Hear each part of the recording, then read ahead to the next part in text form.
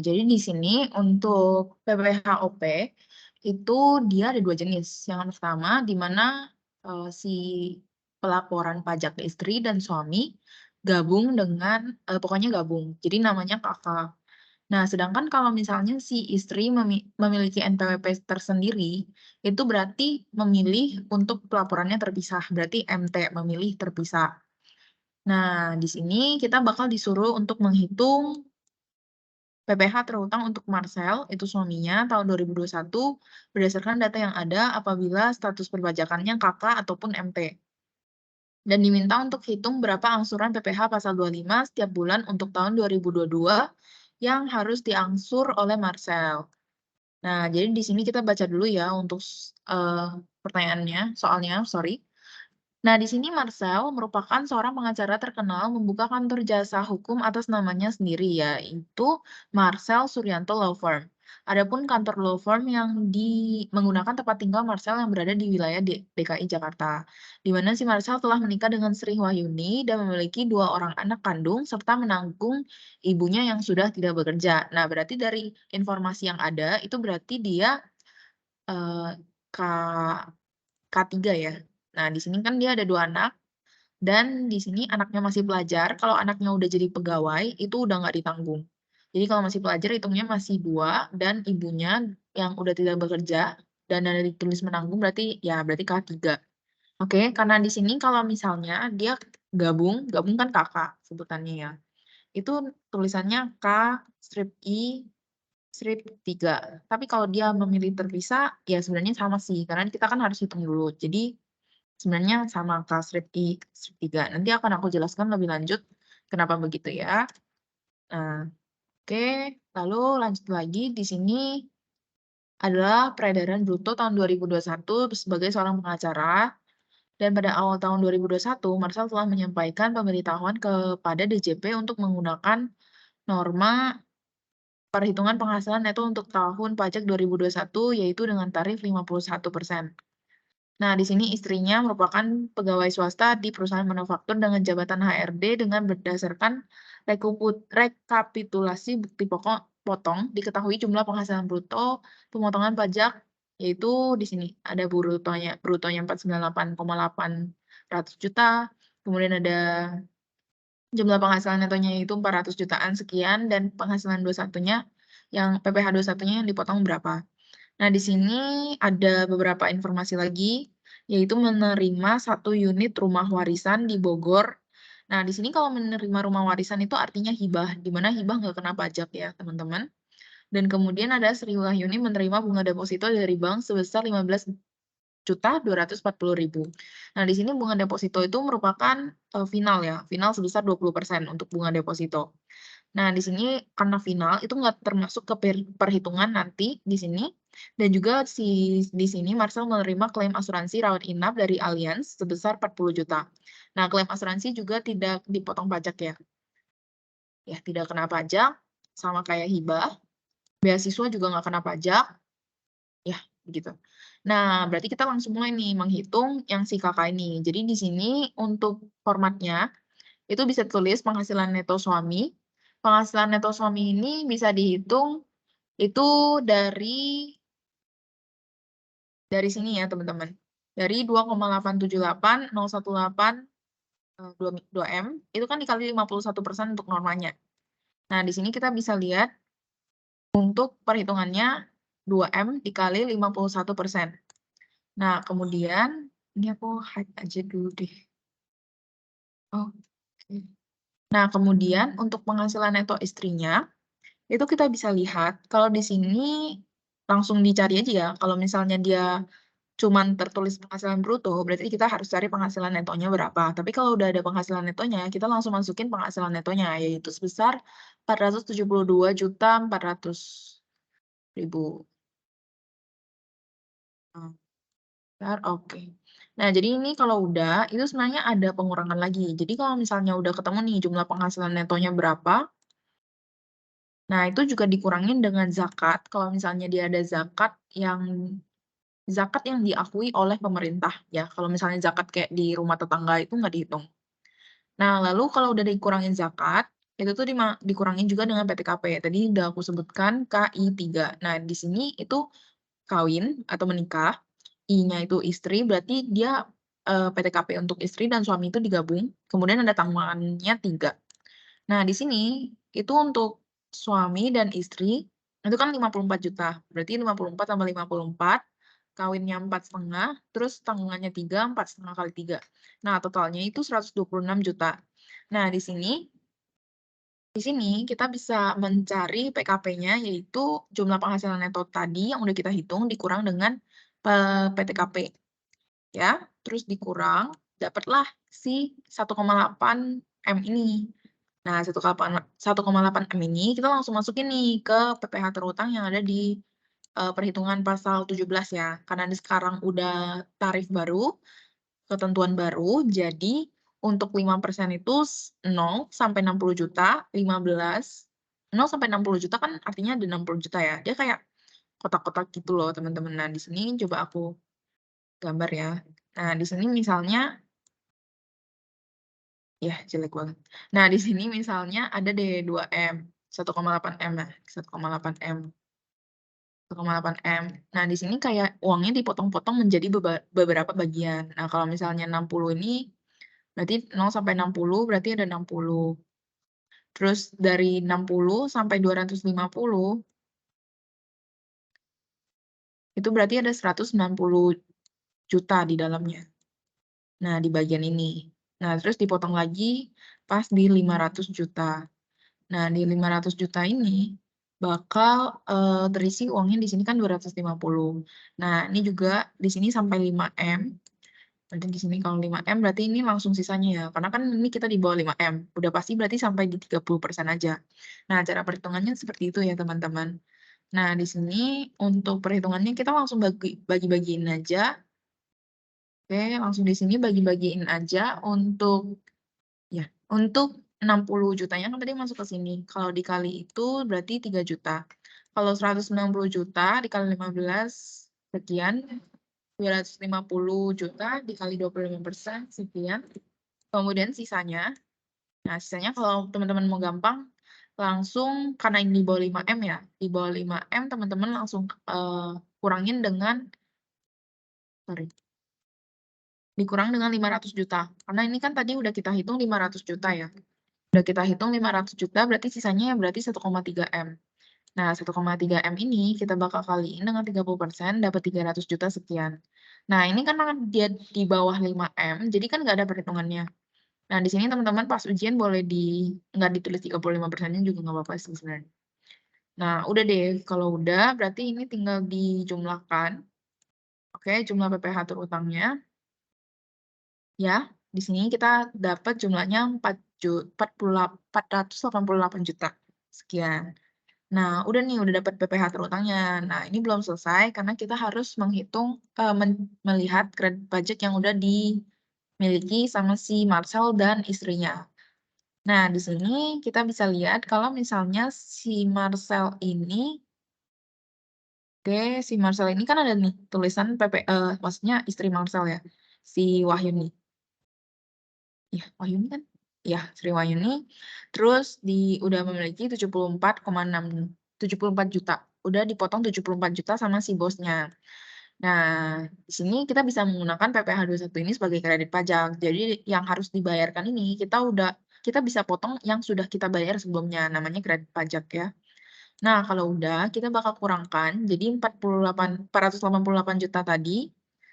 Oke, 488 juta tadi kita kurangkan dengan kredit pajaknya yaitu 74,6 juta. Oke, kemudian di sini ada PPh yang harus dibayar sendiri yaitu sisanya yaitu sebesar 413 juta. Oke, 413 juta sekian.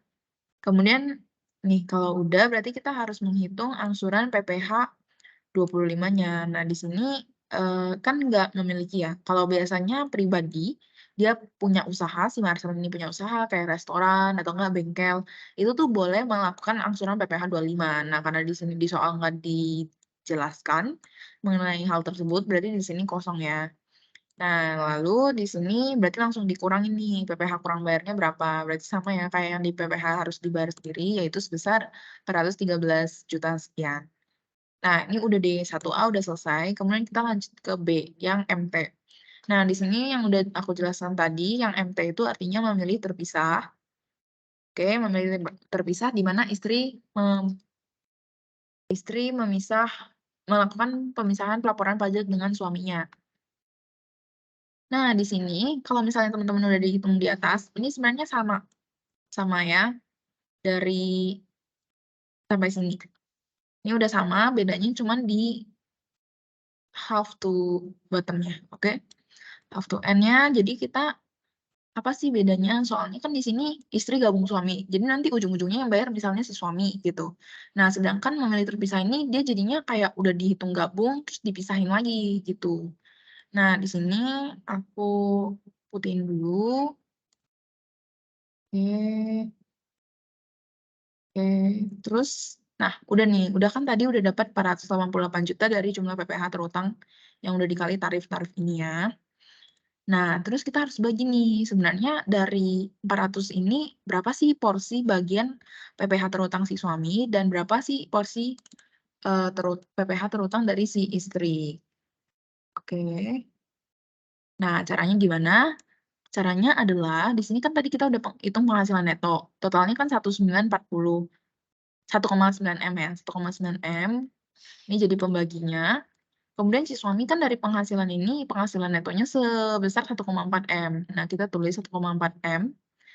Nah, di sini 1,4 M ini kita bagi dengan 1,9 M totalnya. Kemudian kita kali dengan PPh yang terutang. Oke. Terus kita akan hitung dapat hasilnya 369 juta sekian sebagai PPh terutang dari suami ini. Terus, kalau misalnya untuk PPh terutang istri, sama, kita akan mengambil angka 472, 400 dari penghasilan neto istri, terus kita bagi dengan jumlah penghasilan netonya. Oke, kita bagi dengan jumlah penghasilan netonya, lalu kita kalikan dengan PPh terutangnya. Oke, kalau udah, berarti kita tinggal hitung hasilnya 118 juta. Nah, kalau udah, berarti di sini kita akan menghitung lagi, karena kan di atas ini kan kita ada kurangin dengan kredit pajak. Nah, sama di bawah itu kita juga mau sih ngurangin kredit pajaknya. Nah, kita masukin ya. Jadi di sini kan PPh terutang suami itu di kolom suami, terus di istri kita masukin yang di istri. Nah, jadi kan udah terpisah ya hitungannya kayak gini. Nah, terus kan kredit pajak tadi yang 21 itu kan punya si istri dari pemotongan pajak Sri Wahyuni. Nah, berarti kita masukinnya di tempat yang istri. Oke, kita masukinnya di tempat yang istri sebesar 74.600.000.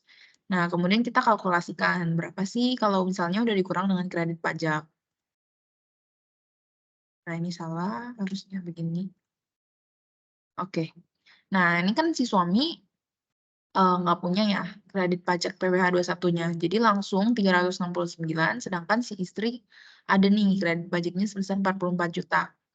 Nah, kalau udah, berarti kita tinggal hitung angsuran PPh pasal 25-nya, karena di sini nggak ada, jadi 0. Kemudian berarti PPh kurang bayarnya ya sejumlah yang di atas ini ya. Nah, kalau udah kan tadi di akhir, itu hitunglah berapa angsuran PPh pasal 25 setiap bulan tahun 2020 yang diangsur oleh si suami kan, si Marcel. Nah, berarti angsuran PPh 25-nya kita bisa hitung dari PPh terutang tahun ini sebelum kredit pajak ya. Semua kalau misalnya kita hitung angsuran, itu sebelum dikurangkan dengan kredit pajak. Nah, di sini 369 juta kita bagi dengan 12, hasilnya adalah 30.781.276 rupiah. Nah, kalau yang di atasnya sama, kalau di atasnya kita mau menghitung PPh angsuran pasal 25-nya, berarti kita bisa sama ya. Caranya juga sama. Nih, kalau misalnya kan kalau yang kakak, itu kan yang bayarnya satu ya, satu orang. Jadi PPh terutangnya langsung dihitung semua. Nah, kalau dibagi 12 ya jadinya 40 juta sekian gitu. Oke, sampai sini mungkin ada pertanyaan dulu untuk nomor 1. Nah, untuk nomor 1 kurang lebih seperti ini ya. Sebentar aku minum dulu.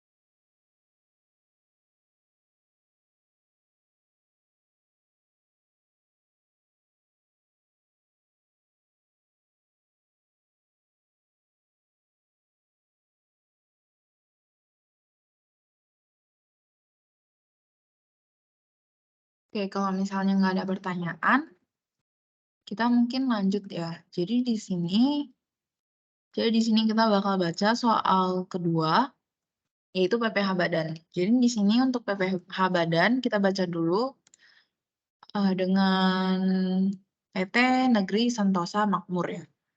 Nah, di sini PT Negeri Sentosa Makmur ini di tahun 2021 ada laporan laba rugi, ya kayak biasa.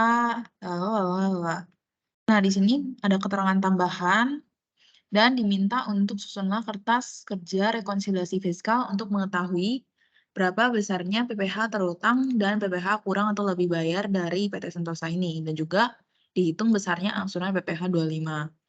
Nah, berarti dari dari tabel ini, laporan laba rugi, kita catat dulu kalau misalnya teman-teman kerjain di kertas, itu boleh dicatat di kertas ya. Oke, jadi kayak gini. Sebentar.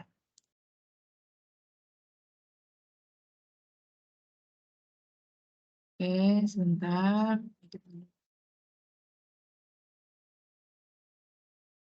Nah, jadi di sini teman-teman boleh catat untuk tabel rekonsiliasi fiskalnya, itu ada keterangan, terus ada jumlah komersial untuk kolom komersial, kemudian ada kolom koreksi positif, koreksi negatif, kemudian ada koreksi fiskal.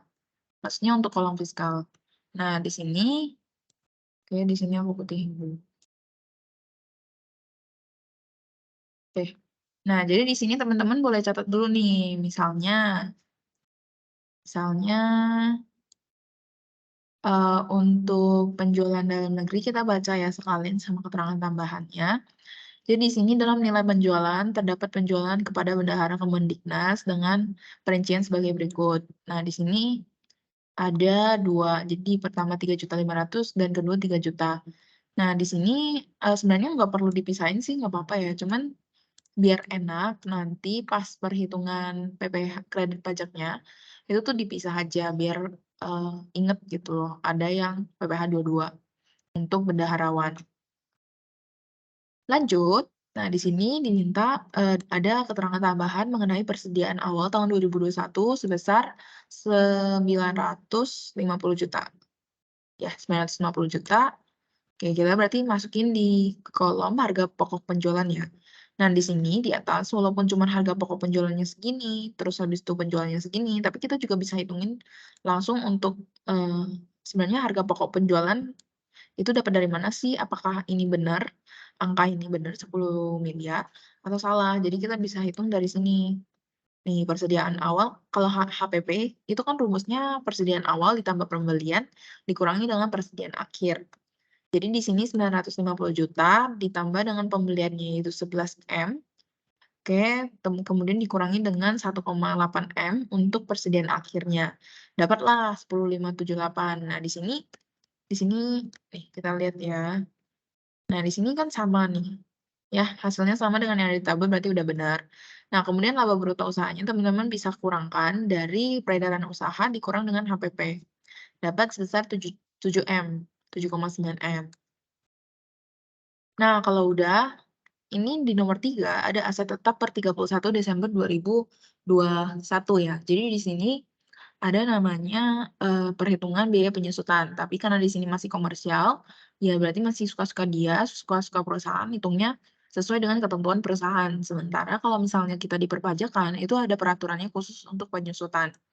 Nah, di sini kalau kita lihat, aku udah bikin, kalau misalnya untuk kelompok aset 1, itu tahun penyusutannya itu 4.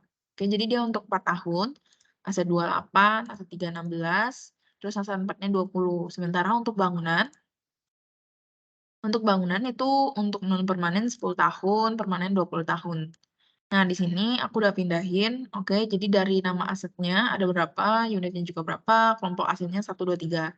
Nah, di sini refer ke kolom yang di atas ya. Jadi kalau misalnya kelompok asetnya 1 berarti tahunnya 4, kelompok asetnya 2 berarti tahunnya 8, kelompok asetnya 3 berarti 16, kelompok asetnya oh ini udah nggak ada. Oke, kalau udah berarti kita ke permanen. Di sini karena tanah nggak disusutkan, kita langsung ke permanen, kantor, sorry. Kemudian si kantor ini dikatakan bahwa kelompok asetnya permanen, berarti kita masukin nih 20 tahun. Nah, kalau udah kita bagi sorry, ini kita masukin ya, ini aku pindahin dari total perolehannya. Ya ini total perolehan dapat dari harga perolehan dikali dengan unitnya. Jadi ini langsung aja totalnya aku masukin. Nah, udah di sini kan ada periodenya. Nah, ini di sini tahun ini kan tahun 2021 ya. Tahun 2021 tapi ini pembeliannya semua rata-rata dari tahun lalu dan di sini udah pasti kan dia, penyusutannya untuk 1 tahun ya.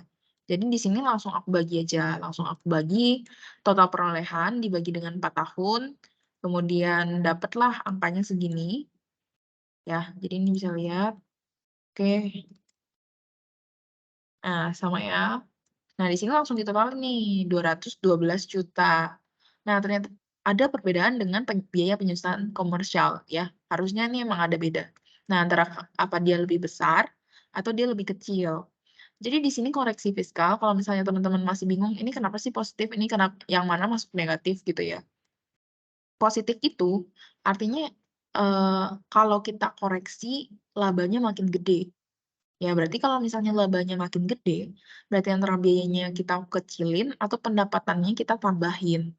Nah, di sini kan kalau misalnya biayanya makin gede, berarti itu tuh mengecilkan si laba ini kan, si laba yang dilaporkan. Nah, kalau misalnya biayanya makin besar, berarti laba makin kecil. Nah, jadi kita masukinnya ke negatif. Nah, di sini kalau kita hitung perbedaannya 15,6 sekian, ya kita bisa masukin ke koreksi negatif. Nih kalau misalnya udah ketemu langsung masukin aja ke tabel yang direkonsiliasi fiskal ini. Nah, kemudian kita baca lagi nih, baca lagi penjelasan tambahan atas biaya tahun 2021, harap memperhatikan rincian biaya lain. Oke. Dalam biaya gaji, THR, dan bonus termasuk pemberian makan dan minum untuk seluruh karyawan sebesar 52.840. Nah, di sini ya. Jadi kita ngomongin biaya gaji THR dan bonus. Nah, 52 juta ini untuk pemberian makan dan minum ya. Oke, ini boleh karena ini deductible expense. Nah, di sini tunjangan pengobatan yang dibayar langsung oleh perusahaannya. Ini oleh perusahaan. Jadi yang boleh dimasukkan di biaya yang di ini dan nggak dikoreksi, itu artinya deductible. Tapi kalau misalnya harus dikoreksi, berarti namanya non-deductible. Nah, di sini kalau biaya yang langsung dibayarin oleh perusahaan itu harus dikoreksi.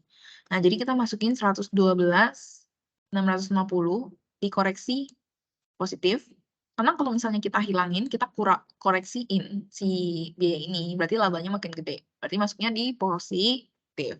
Nah, lanjut ke B. Perusahaan menggunakan gross up method dalam perhitungan PPh pasal 21. Nah, jadi di sini perhitungan gross up method itu kayak gimana, Ci? Nah, ini kalau misalnya kita punya gaji nih. Kalau misalnya kita punya gaji ya, sebentar. Kalau misalnya kita punya gaji 10 juta, ya 10 juta, terus terus terus si perusahaan, kalau misalnya perusahaan biasa ya pada umumnya, itu kan kita harus bayar pajak ya, misalnya pajaknya hitunglah 5% gitu ya, 5% kali 5%, sorry, 10% aja deh. Nah, 10%. Berarti di sini, eee, pas kita dapat gaji kita, itu kan dipotong pajak dulu ya. Nah, berarti 10 juta dikurang dengan 1 juta. Nah, misalnya pas interview kata bosnya, "Nanti kamu dapat gaji 10 juta kok," tapi ternyata ujungnya 9 juta kan.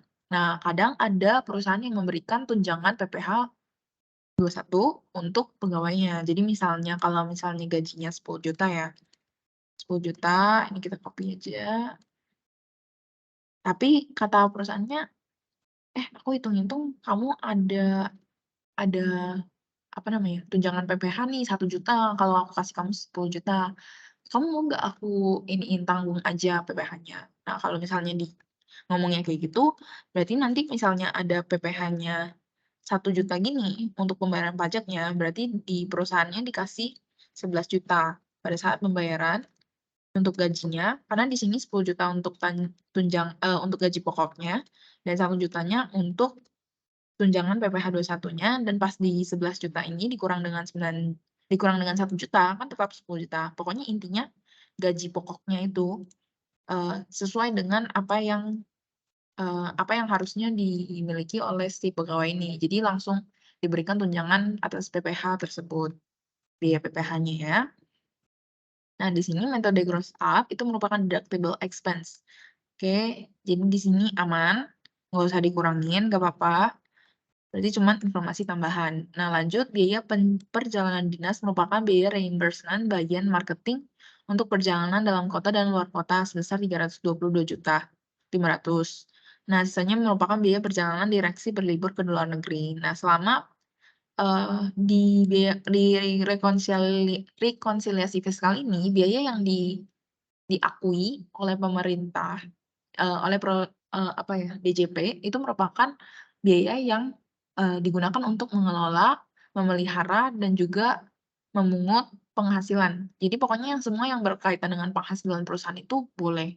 Nah, si biaya perjalanan direksi berlibur ke luar negeri kan nggak berhubungan nih. Jadi kita harus keluarin nih.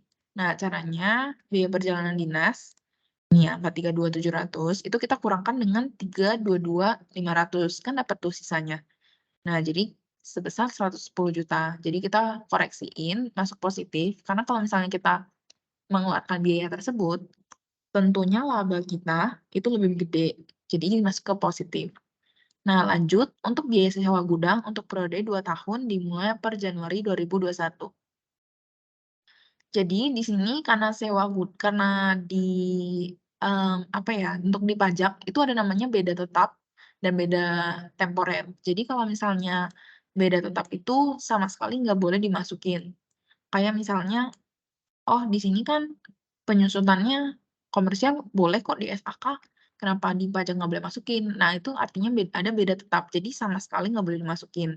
Kecuali kayak biaya sewa gudang, itu beda temporer, di mana dia itu cuman gara-gara tahunnya doang. Di sini kalau misalnya kita sewa gudang, yang dimasukin sebagai biaya itu di tahun tersebut.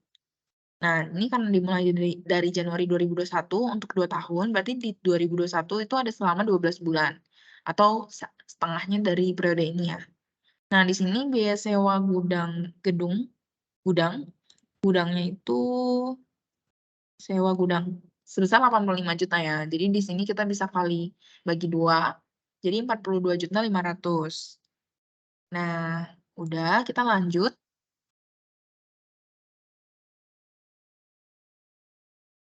Di sini disebutkan bahwa penyisihan piutang tak tertagih tidak memenuhi kriteria pasal 6 angka 1 huruf U. Nah, pokoknya nggak memenuhi kriteria, artinya kita harus keluarin semuanya. Ya, berarti kita keluarin 28.500.000, biaya entertainment 35 juta, nggak ada daftar normatif. Daftar normatif, berarti kita keluarin yang nggak ada daftar normatifnya. Nah, ya, sebentar, 35 juta. Nah, udah. Oke, berarti biaya sanksi pajak merupakan sanksi keterlambatan pembayaran dan pelaporan pajak. Di sini kalau sanksi pajak, misalnya nih, kamu, nggak bayar pajak, terus habis itu kamu didenda, misalnya 2 juta, terus habis itu kamu kurangin nih ke biaya, ya udah kalau gitu denda dikasih denda aja banyak-banyak, nanti kan juga kurangin PPh si WP gitu kan. Nah, karena itu dikeluarin ya. Jadi di sini karena, eee nggak boleh untuk sanksi pajaknya dimasukin, jadi kita keluarin, di sini kita keluarin ya, jadi 5 juta. Nah, selanjutnya kalau udah nih sampai yang G, terus kita baca lagi pajak-pajak yang dipotong atau dipungut. Nah, ini untuk kredit pajak dan udah ya sampai situ aja untuk keterangannya.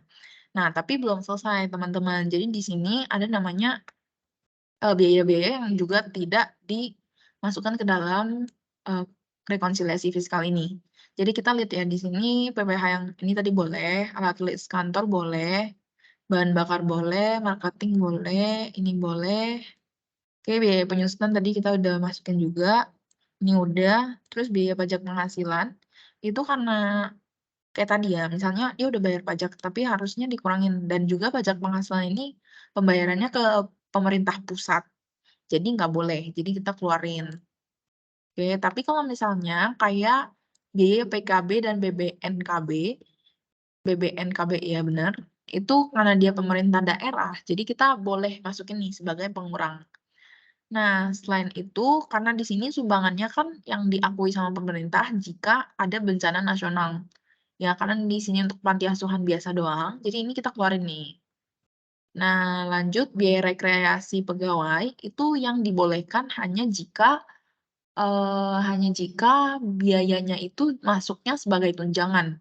Jadi kayak misalnya tadi tunjangan itu kayak uang tambahan, uang bonus, uang plus di luar gaji pokok dari karyawannya. Jadi kalau misalnya yang diboleh itu sebagai tunjangan, sementara ini biaya jadi nggak boleh, jadi kita keluarin sebesar 50 juta. Nah, kemudian di sini biaya lain-lain yang tidak terperinci bisa aja si perusahaan itu misalnya biaya lain-lain maintenance mobil lah atau apa yang nggak terperinci oleh si perusahaan ini. Jadi kita nggak boleh masukin, oke, nggak boleh masukin biaya lain-lain. Nah, ini sebenarnya untuk, koreksinya udah selesai sampai sini. Nah, terus kita harus hitungin lagi di fiskalnya setelah koreksi. Nah, untuk kolom koreksi positif, itu teman-teman bebas boleh ditambahin atau enggak totalnya, tapi biar hemat waktu ya, untuk ujian juga pastinya paling maksimal kan 2 jam doang, biar hemat waktu, jadi kita nggak usah tambahin nggak apa-apa. Tapi di sini karena aku pakai Excel, totalnya segini, kemudian kita koreksi positif, maksudnya menghitung fiskalnya, ya, jadi di sini kita hitung aja berapa, oke oke.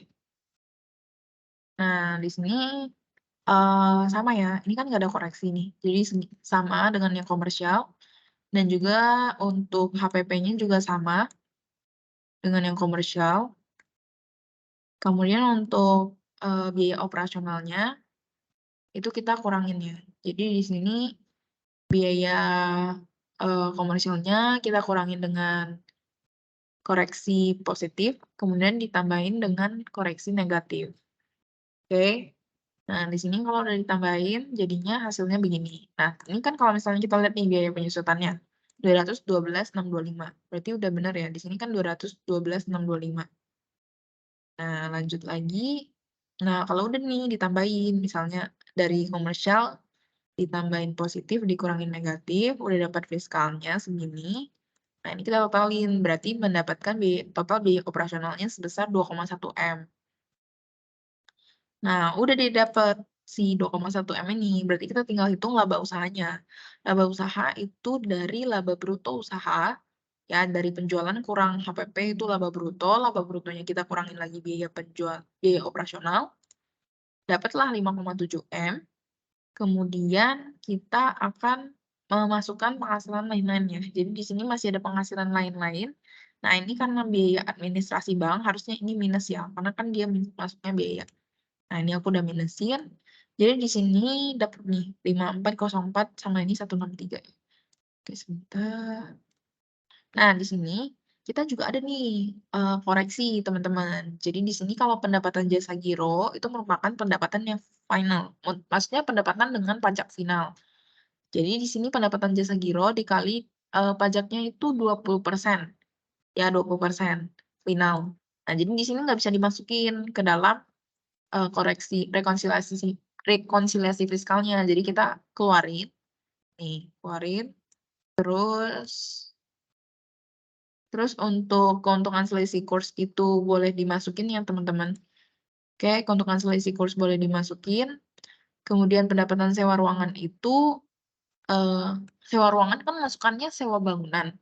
Sementara sewa bangunan dan sewa tanah itu merupakan pajak final dengan 10%, dengan tarif 10% di PPh 4 ayat 2.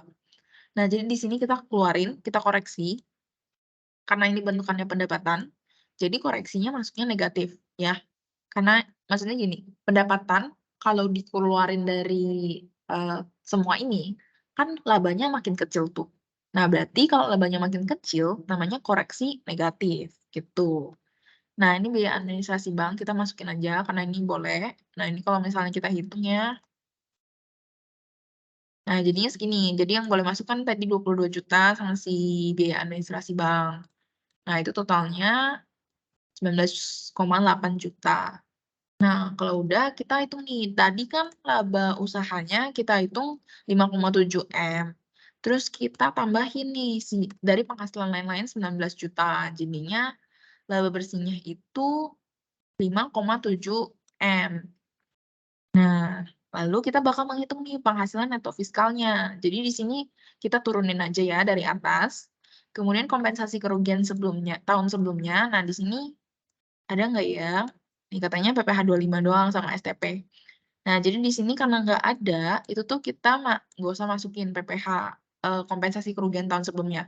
Kompensasi kerugian tahun sebelumnya yang boleh masuk ke sini, itu adalah batasnya 5 tahun sebelumnya. Misalnya ini 2021, 2016 dia rugi, itu masih boleh dimasukin kalau masih ada sisa kerugian yang belum pakai gitu loh, dipakai buat pengurangan pajak, gitu.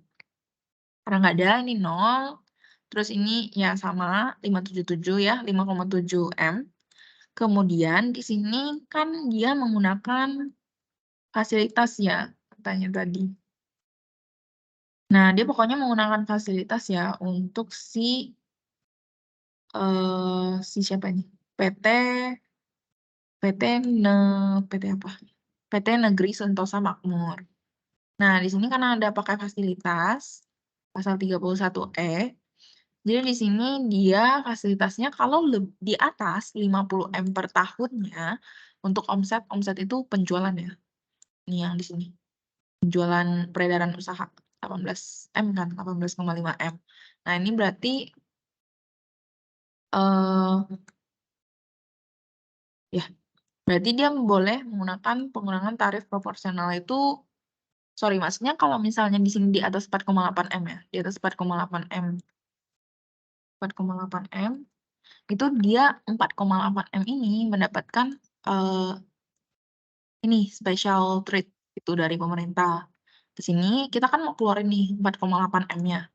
4,8 M ini kita bagi dengan 18,5 M itu kan yang di atas ini, yang aku sebutkan tadi peredaran usaha.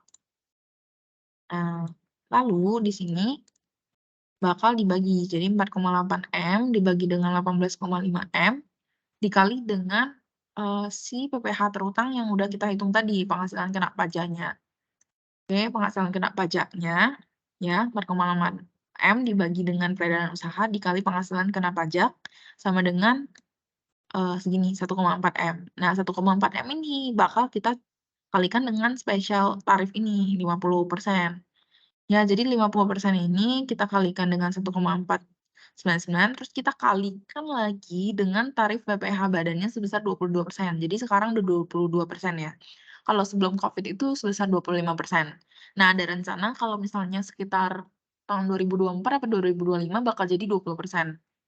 Oke, jadi sekarang masih 22%, lalu kita kaliin nih, ya, kita kaliin jadinya 1,4 juta, 1,4 M dikali 50% dikali 22% sama dengan 164 juta. Nah, lanjut ya. Nah, di sini ada juga penghasilan yang tidak terkena fasilitas. Jadi caranya kan, tadi kan kita udah keluarin nih 4,8 M-nya dari si 18,5 M ini. Nah, sisanya itu berapa sih? Sebenarnya teman-teman bisa hitung dengan cara 13, ini kan tadi kita hitung ya 18,5 kita kurangin dengan 4,8 M yang udah kita keluarin tadi, terus dapatlah 13,7 M, terus kita kalikan dengan penghasilan kena pajaknya dapatnya segini, 4,278 M. Nah, tapi teman-teman boleh hitung caranya dengan penghasilan kena pajak dari sini ya, itu kita kurangkan dengan yang udah kita hitung tadi nih. Oke, jadi selisih antara total penghasilan kena pajak dengan yang udah kita keluarin dari 4,8 M ini. Nah, dapatlah 4,278613. Nah, sama ya. Nah, kalau udah dari 4,278 ini kita kalikan dengan tarif normal kayak biasa aja gitu, 22%. Nah, dapat nih 941.294.960. Nah, ini aku kuningin dulu. Sama yang tadi kita udah kali kan segini. Nah, jadi total pajaknya itu, jumlah PPh badan adalah total dari kedua ini. 164 ditambah 941 sama dengan 1,1 M. Nah, kalau udah kita bakal hitung nih. Kita bakal kurangkan dengan kredit pajak. Kredit pajak ini ada PPh 22, PPh 23, PPh 24. Kemudian dikurangin juga dengan angsuran PPh 25. Oke, terus baru dapat PPh yang harus dibayar sendiri di akhir tahunnya berapa. Nah, di sini kita hitung ya. Jadi tadi kan aku udah sebut bahwa di sini penghasilan pendapatannya itu ada dari bendahara. Bendahara itu maksudnya kayak perusahaan negeri, perusahaan apa namanya? Perusahaan pemerintah gitu ya. Nah, jadi namanya bendahara. Ini dari Kemendiknas, Kementerian Pendidikan Nasional. Kemudian ini ada 3,5 M dan 3 M. Ya, jadi 6,5 M. Oke, nih jadi dari, bendahara ini kan tarifnya bukan, pasal 22 dengan tarif 1,5%. Ya, teman-teman harusnya udah belajar sebelum UTS. Nah, di sini kita bakal, kaliin. Oke, kaliin, jadi 6,5 M tadi bakal kita kali dengan 1,5%, yaitu tarif PPh pasal 22 untuk bendahara, dan kita dapat hasilnya 97,5 juta. Oke, terus habis itu, karena sebenarnya nggak ada PPh kredit pajak yang bisa kita hitung lagi, itu tuh jadinya kita bakal langsung cari nih PPh yang harus dibayar sendiri. Ya, jadi 1,1 M tadi dikurang dengan 97 juta, yaitu 1 M sekian. Nah, kemudian di sini kan tadi di keterangan soal PPh pasal 25 yang disetor selama tahun 2021 adalah 770 juta. Nah, udah deh kita masukin nih 770 juta. Kemudian ada STP. STP itu surat tagihan pajak sebesar 82 juta termasuk bunga dan denda 55 juta. Nah, jadi di sini 82 juta ini ada bunga dan denda. Nah, ini nggak boleh dimasukin ya bunga dan dendanya. Jadinya kita 82 juta ini kita kurangkan dengan 5 juta. Jadinya kita hitung 82 juta kurang 5 juta, jadinya 77 juta. Nah, 77 juta ini kita, totalin, total kredit pajak total angsuran PPh 25-nya itu 847 juta. Nah, kita kurangin dari 1 M ini, kita kurangin 847 juta, jadinya 161 juta sekian. Nah, ini gunanya PPh 25 itu biar nggak jeblok langsung bayar 1 M.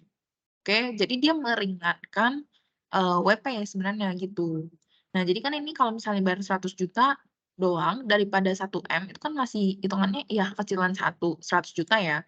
Cuman kan, sebenarnya sama gitu yang dibayarkan, WP secara total. Nah, kalau udah kita bakal hitung nih angsuran PPh tahun 2022. Nah, angsuran ini dihitung dari PPh terutangnya ya, teman-teman. PPh terutangnya. Oke, PPh terutangnya bukan dari PPh yang harus dibayar sendiri yang udah dikurangin kredit pajak, itu bukan. Oke, yang PPh badannya dari sini 1,1 M, oke. Ya, ini aku warnain hijau deh. Oke, terus habis itu dibagi 12, terus habis itu bakal kita bakal hitung kalau dibagi 12 itu hasilnya berarti 92 juta. Oke, jadi tahun depan si Marcel ini bukan Marcel, PT Negeri Sentosa Makmur bakal bayar untuk PPh pasal 25-nya itu sebesar 92 juta per bulannya gitu. Itu soal ketiga ya, PPN. Soal kasus 3 PPN itu di sini kita bakal baca dulu. PT Termos Indonesia merupakan sebuah perusahaan yang menjual tumbler dan botol minum dengan merek Thermocafe Oke, jadi dikukuhkan pengusaha kena pajak pada tanggal 1 Juni 2010, memiliki cabang di Kota Jakarta, dan transaksinya di bulan Mei 2022 ya. Nah, di sini ya lumayan ya, banyak ya. Dan keterangan lain, angka belum termasuk PPN kecuali yang sudah menyebutkan termasuk PPN. Disuruh menghitung besarnya PPN terutang bulan Mei berdasarkan transaksi di atas dan uraikanlah dan jelaskan tata cara pembayaran PPN terutang bulan Mei dan batas waktu penyetoran. Nah, ini ada sedikit teori. Oke, bisa ya guys, bisa. Jadi di sini kita pertama-tama itu bikin kolom ya, bikin tabel. Tabel di sini kita tulis tanggal, keterangan, keterangan transaksi gitu lah ya. Terus kita tambahin pajak masukan, pajak keluaran, dan ya itu aja sih. Oke. Nah, di sini kita masukin bisa juga PPN, BM. Nah, kalau udah, teman-teman di sini bakal baca satu-satu soalnya, terus masukin ke kolom yang udah kita buat ini. Nah, di sini, oke, di sini kita bakal masukin untuk tanggal 1 Mei ya. Jadi di sini kita masukin dulu tanggal 1 Mei. Kita baca dulu sih. Kita baca dulu. Mengekspor botol minum ke Jepang sesuai dengan dokumen PEB dengan nilai ekspor 600 juta. Nah, ini kan dimasukin ya. Soalnya dia ini loh, ekspor. Ekspor itu 0%. Oke, ekspor 0%. Jadi dia 0% dengan tidak membayar pajak itu dua hal yang berbeda ya. Jadi kita tetap masukin, tapi kita tulisnya 0 pajaknya. Nah, ini kita masukin 1 Mei 2022. Terus keterangannya ekspor botol minum ke Jepang. Oke, terus pajak masukannya 0, terus pajak keluarannya 0, BNBM-nya 0.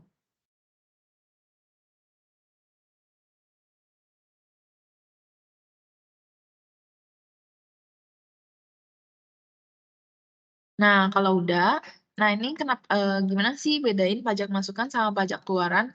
Nah, itu caranya teman-teman bayangkan gini, kita kan kayak beli barang ya. Kalau beli barang itu barangnya masuk ke inventory kita. Itu namanya pajak masukan. Jadi pas beli itu namanya pajak masukan. Nah, misalnya pas kita jual itu kan barangnya keluar dari gudang, dari inventory. Nah, itu berarti mikirnya itu kayak pajak keluaran, keluar gitu. Nah, kalau aku gitu sih. Nah, lanjut lagi kita ke 3 Mei ya, 3 Mei. Nah, di sini menyerahkan konsinyasi sejumlah tumbler pada PT Lock and Lock senilai 450 juta. Nah, itu kalau di peraturan lama, konsinyasi itu kena pajak. Tapi di peraturan baru, kalau nggak salah di UU Cipta Kerja atau nggak UU HPP, itu menyatakan bahwa konsinyasi itu tidak terkena pajak, ya.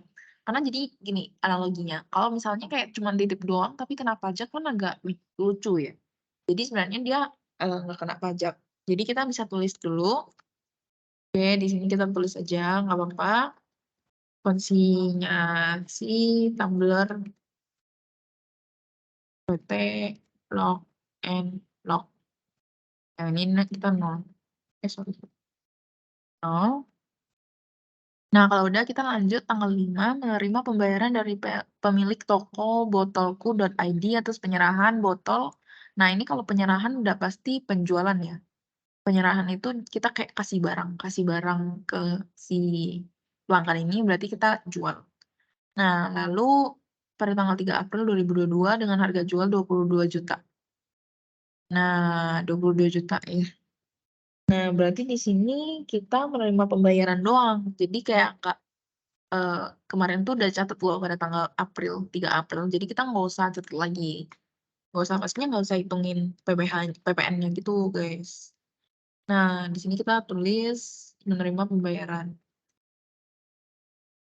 atas tanggal 3 April 2022. Nah, sebenarnya di sini keterangannya bebas sih mau isi apa.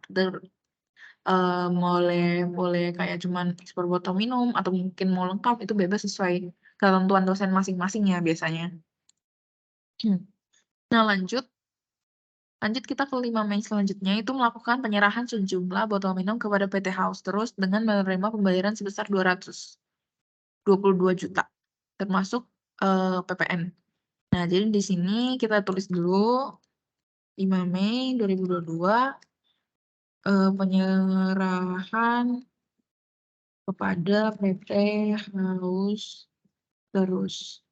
Nah, ini karena 222 juta termasuk PPN dan sekarang PPN-nya udah 11%, jadi kita bisa hitungnya itu kita masukin dulu 222 juta, kita bagi dengan 111. Ini 111 kenapa? Karena kan kita kayak 100%, awalnya nih 100% nih, tapi kan kita ditambahin dengan pajak 11%, jadi 100 tambah 11 itu 111. Nah, oke, udah dibagi 111, terus kita kaliin dengan 11%. Oke, jadi kita mau bagi dulu awalnya itu berapa sih persatuannya per 1 gitu loh.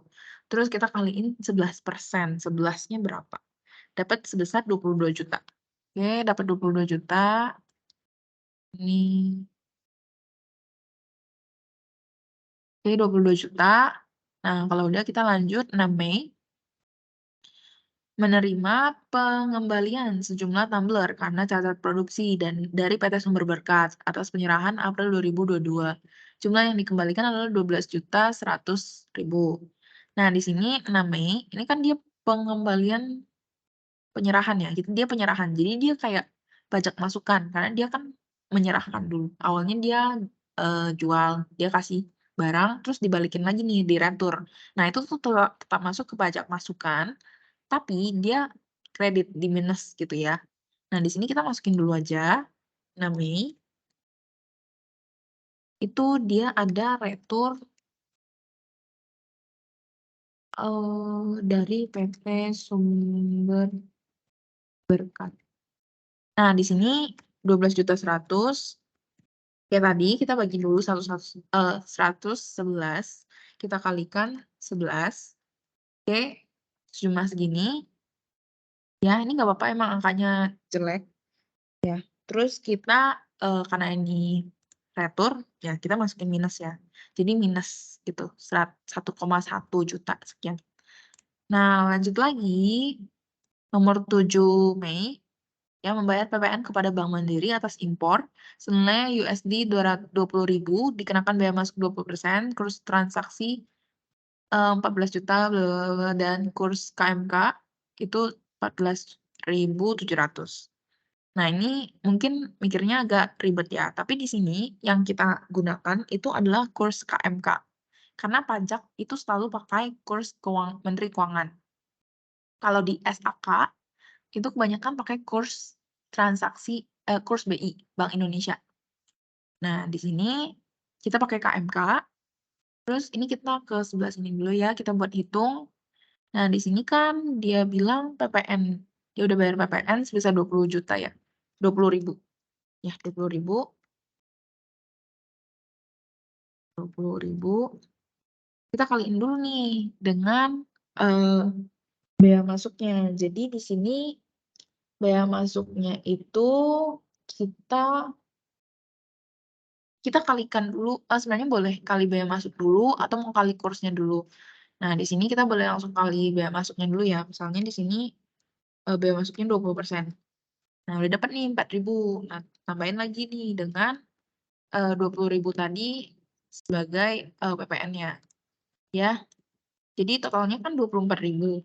Nah, si 24.000 ini kita kalikan nih dengan kurs PMK 14.700. Nah, jadinya 352.800.000. Oke, nah karena ini belum selesai, kita kalikan lagi dengan PPN-nya. PPN kita kan 11%. Nah, jadi kita kali 11%. Nah, jadi sebenarnya yang dibayarkan ke Bank Mandiri itu 38 juta. Nah, ini kan atas transaksi, atas impor 20.000 ya. Jadi yang dibayar itu bukan yang segini. Jadi yang dibayar itu segini ya, 38.808.000. Oke. Nah, ini kita masukin dulu transaksinya tanggal 7 Mei. Oke, ini namanya PPN impor. PPN atas impor Bato Co Ltd.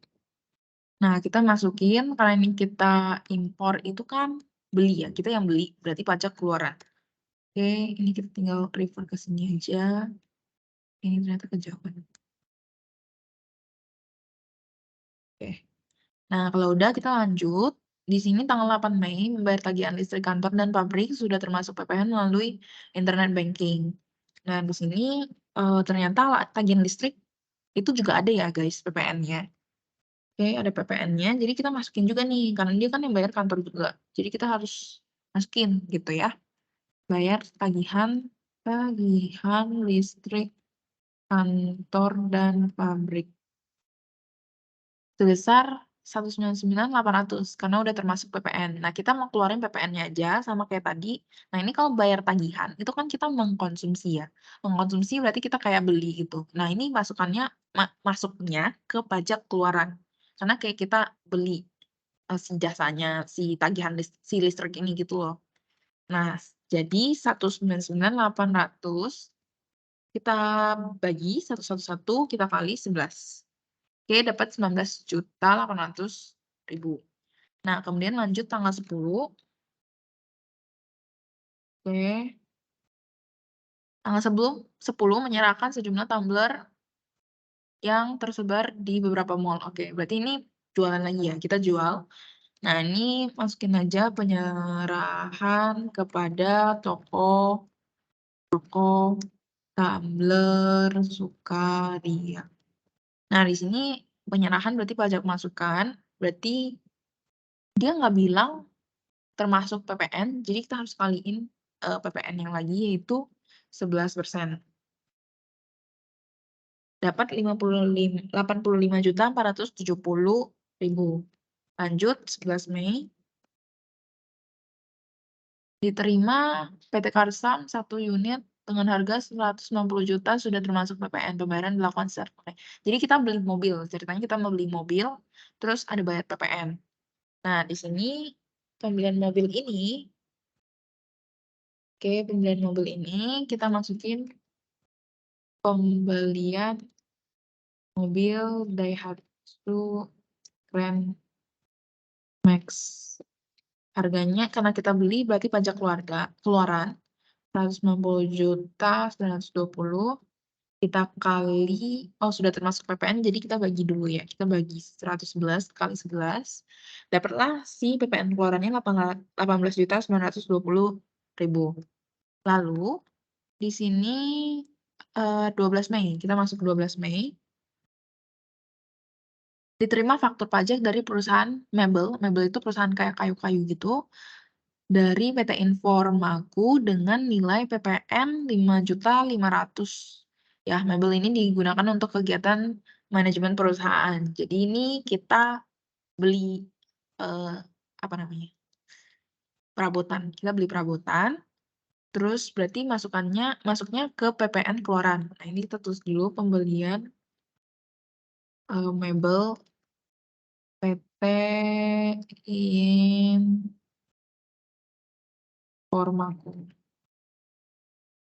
Nah, ini kita masukin 5.500.000 kita kali dengan 11. Ya, ini belum termasuk PPN, jadi kita kali 11%. Sebesar 605.000. Oke. Oh, sorry guys. Jadi ini diterima faktur pajak ya. Jadi total PPN-nya udah langsung 5.500.000 segeblok gitu. Jadi langsung tulis 5.500.000 ya. 5.500.000. Oke, lalu kita lanjut. 15 Mei. Nah, memberikan sejumlah tumbler dengan harga jual 30 juta. Nah, ini sebagai penghargaan Employee of the Month. Komponen laba kotor dari harga jual adalah 25%. Nah, di sini pemberian tumbler pada karyawan. Nah, ini kalau kita kasih barang, itu kan bentukannya kita kayak keluarin, kita kayak jualan ya. Kita kalau kayak jualan, itu tuh masuknya ke pajak keluaran, karena kita kasih barang. Oke, jadi masuknya ke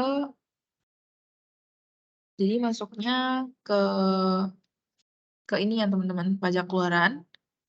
Nah, di sini pajak keluaran ini kita bakal masukin, eee, sesuai dengan harga jual.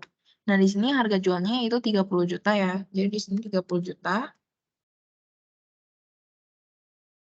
Nah, ini harga jualnya ini kita bisa pakai harga, komponennya aja, HPP-nya aja.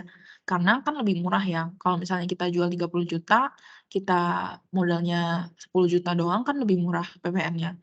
Nah, di sini kita harus keluarkan nih komponen laba kotor pada harga jual kan 25%. Berarti kita bagi dengan 125, kita kali dulu dengan 100. Nah, udah berarti dia maksudnya modalnya itu 24 juta. Nah, si 24 juta ini kita kalikan dengan 11%. Oke, jadi 2,6 juta. Ya, 2,6 juta, terus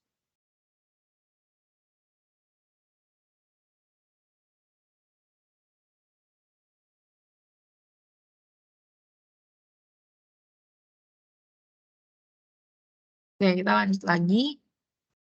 Nah, di sini kita tanggal 18 Mei. Tanggal 18 Mei menerima pembayaran dari dari penjualan ya, penjualan PT Botol Semesta.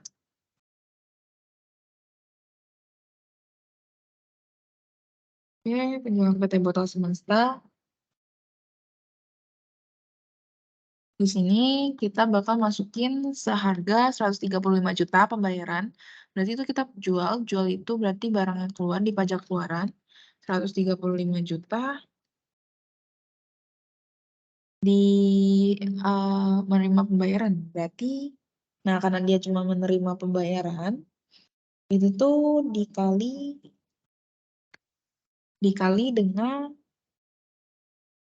karena dia menerima pembayaran aja dari transaksi yang lalu, itu tuh udah eee, diambil PPN-nya dari transaksi yang lalu. Jadi di sini 0 ya, tidak ada PPN yang harus dipungut. Oke, di sini menerima pembayaran.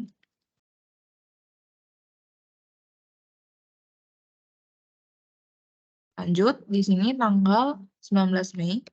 Di tanggal 19 Mei, dia mengembalikan sebagian botol yang rusak.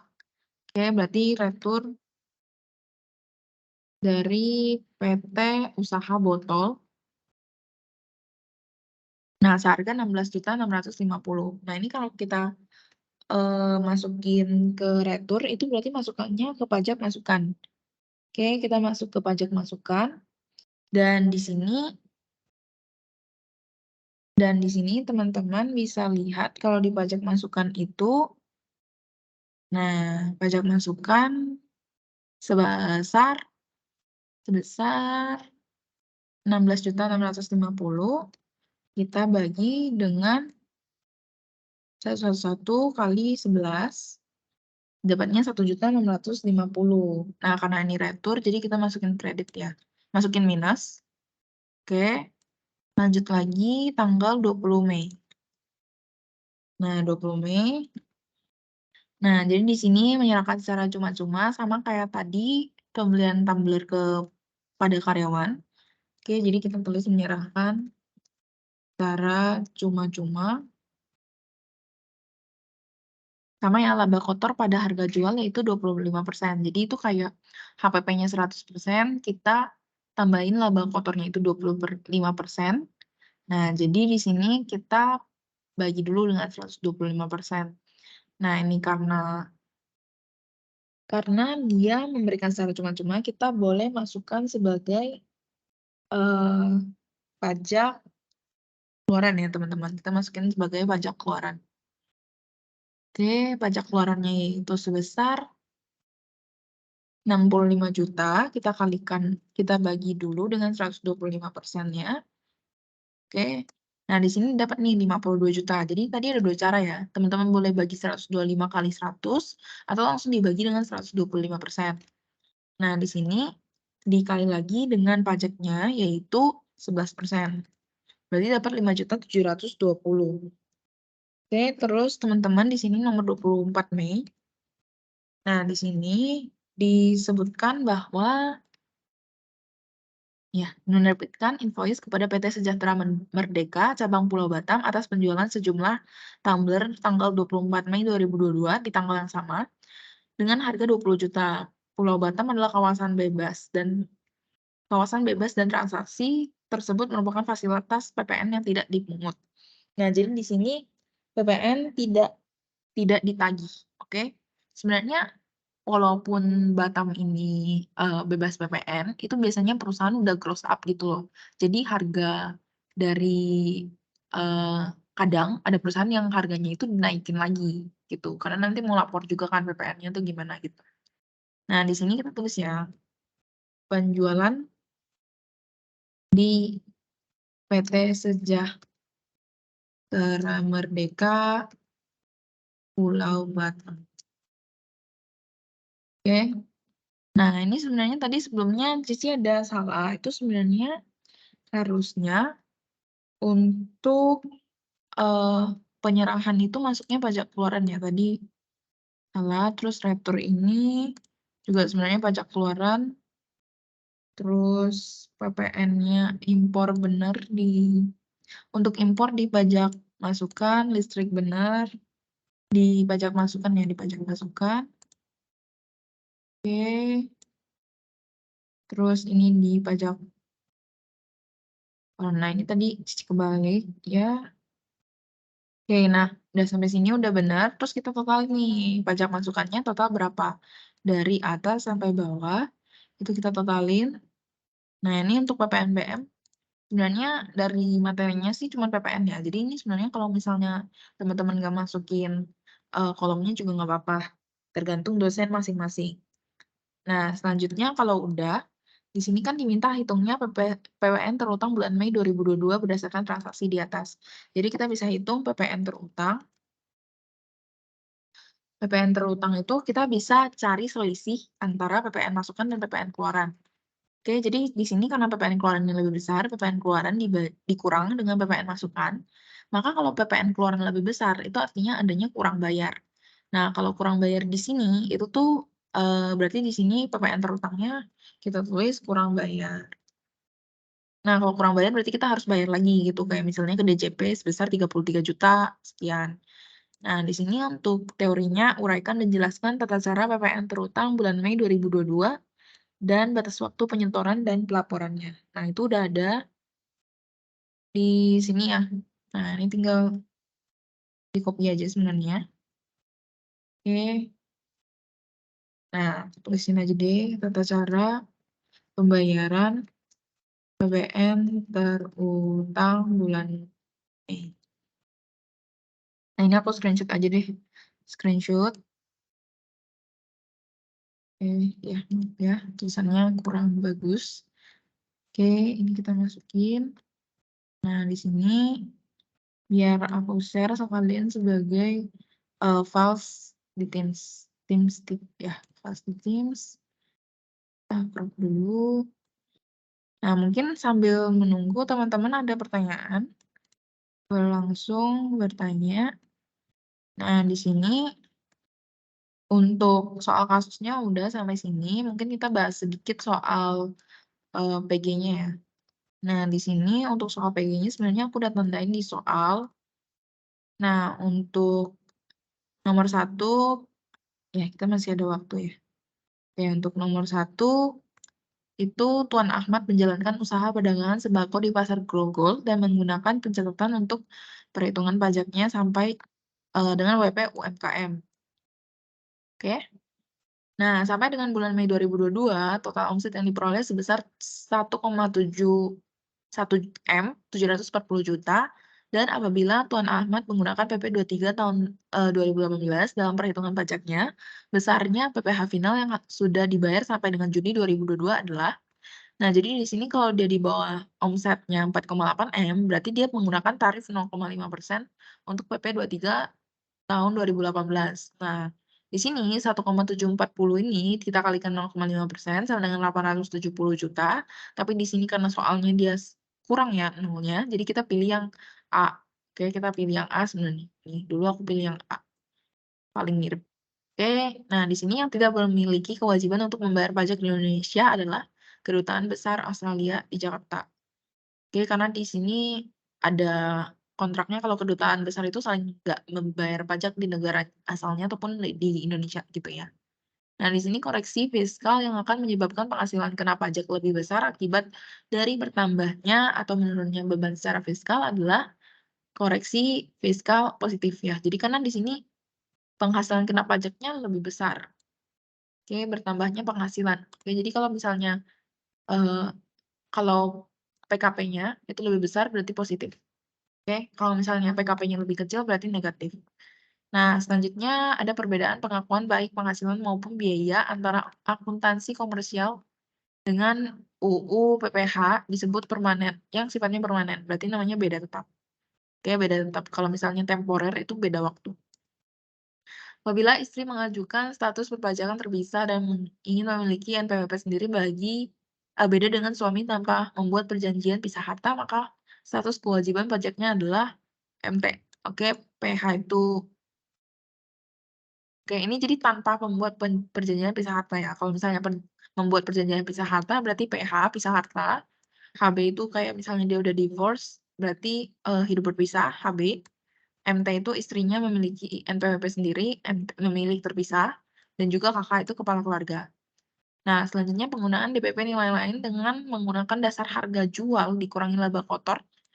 Oke, jadi dia harga pokoknya gitu berlaku dengan pemakaian sendiri dan pemberian cuma-cuma. Terus kalau misalnya dia sumbangan itu juga termasuk ya. Nah, selanjutnya berikut merupakan natura yang dapat dikurangkan dari penghasilan bruto, kecuali menyediakan seragam batik untuk seluruh karyawan. Jadi di sini dia kan dari pemerintah nggak minta, wajib untuk seragam setiap perusahaan itu, enggak. Nah, di sini kan inisiatif dari perusahaannya, jadi dia nggak bisa dikurangkan di deductible expense, gitu. Nah, sedangkan baju seragam untuk satpam kan ada tuh, satpam bajunya mirip polisi itu yang coklat, dan jadi ini boleh dikurangkan untuk seragam satpam. Lanjut untuk PT Elektroniku yang telah dikukuhkan sebagai PKP sejak tahun 2010 dan pada tahun 4 April 2022 menyerahkan 1 unit TV senilai 3.500.000 dan 1 unit kulkas senilai 2.800.000 kepada Bapak Rudi yang belum PKP selaku konsumen akhir. Maka jawabannya adalah B ya, wajib pajak menerbitkan faktur pajak untuk memungut PPN sebesar 693 ini 2.800.000 dikali 2.800.000 ditambah 3.500.000 sama dengan 6.300.000 dikali dengan 11% sama dengan 693.000. Oke. Karena dia walaupun dia kayak jualan ke belum PKP, tapi dianya sendiri yang sebagai penjual udah PKP, itu dia tetap pungut pajak, ya. Nah, berikut ini merupakan tujuan pengenaan PPN BM kecuali meningkatkan barang-barang impor. Oke, pengenaan PPN BM. Ya, ini tujuan teori doang. PPN adalah kegiatan membangun sendiri terutama pada saat pembangunan mulai dilakukan. Sebagian besar penjualan bahan setengah jadi PT Bejo ditujukan perusahaan berkedudukan di kawasan berikat. Oleh karena itu, PT Bejo setiap bulannya mengalami lebih bayar. Maka PT Bejo hanya dapat mengajukan restitusi di akhir tahun pajak. Nah, ini udah fix ya. Restitusi hanya di akhir tahun pajak. Ini bisa dicari di Google jawabannya ini. Oke, yang merupakan koreksi fiskal karena beda waktu adalah biaya penyusutan. Sesuai tadi yang udah aku jelaskan. Kemudian PT Kripto membeli sebuah mobil truk pada tanggal 25 Agustus harga 240 juta dengan manfaat 10 tahun, nilai sisa 60 juta, dan mobil termasuk aset kelompok 2. Nah, tadi udah aku jelaskan kelompok 1 4 tahun, 2 8 tahun, 3 16 tahun, 4 20 tahun. Kelompok 2 berarti 8 tahun, berarti 240 juta dibagi dengan 8, dipajak nggak kenal namanya nilai sisa. Oke, baru dikali karena dia beli di Agustus ya. Nah, kalau dipajak itu tuh Namanya kalau misalnya dia beli Agustus, berarti Agustus juga kehitung walaupun di tanggal 25, nggak kayak akuntansi kan, asumsi doang kayak, "Ini udah tanggal 25 berarti hitung aja lah bulan depan deh biar lebih gampang," gitu enggak. Oke, jadi dikali 5/12 sama dengan 12.500.000 maka soalnya itu 13A, jawabannya A. Nah, dari pernyataan berikut yang benar adalah biaya pengusaha kecil boleh memiliki untuk melaporkan usahanya untuk dikukuhkan sebagai PKP. Jadi, dia pengusaha kecil itu, boleh jadi PKP, boleh enggak, gitu ya. Oke. Nah, di sini berikut ini merupakan salah satu keterangan yang harus dicantumkan pada faktur pajak, kecuali adalah cap perusahaan. Oke, jadi nggak ada cap perusahaan juga nggak apa-apa. Yang penting ada nama, alamat, NPWP, penjual, jenis dan kuantitas harga barang, dan juga kode dan nomor seri tanggal pembuatan faktur pajak. Gitu, teman-teman.